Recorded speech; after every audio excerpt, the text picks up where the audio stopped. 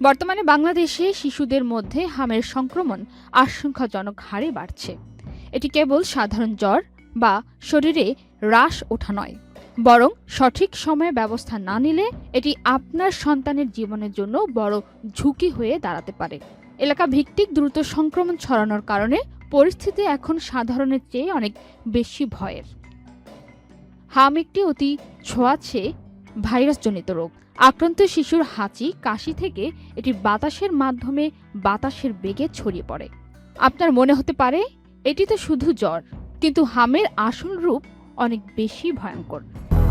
200-র বেশি সার্ভিস ও ফিচারে লেনদেনের সব বিকাশ অ্যাপে সম্ভব। এর ফলে হতে পারে মারাত্মক নিউমোনিয়া ও শ্বাসকষ্ট, দীর্ঘমেয়াদী অপুষ্টি ও রক্তশূন্যতা, মস্তিষ্কের প্রদাহ ও খিঁচুনি, রাতকানা রোগ।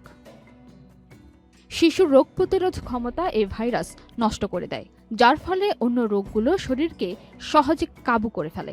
হাম থেকে বাঁচার একমাত্র এবং অব্যর্থ অস্ত্র হল টিকা। বাংলাদেশে 9 মাস এবং 15 মাস বয়সী শিশুকে MR টিকা দেওয়া হয়।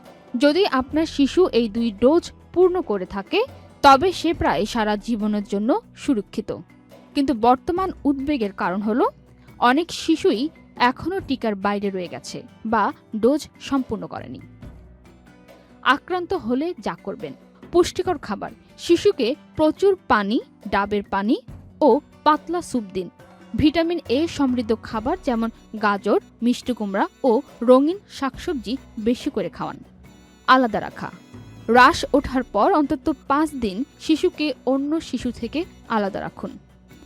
বিপজ্জনক লক্ষণ: যদি শিশুটির শ্বাসকষ্ট হয়, বারবার বমি করে, খিঁচুনি দেয় বা চোখ গোলাটে হয়ে যায়, তবে 1 সেকেন্ড দেরি না করে দ্রুত হাসপাতালে নিয়ে যান।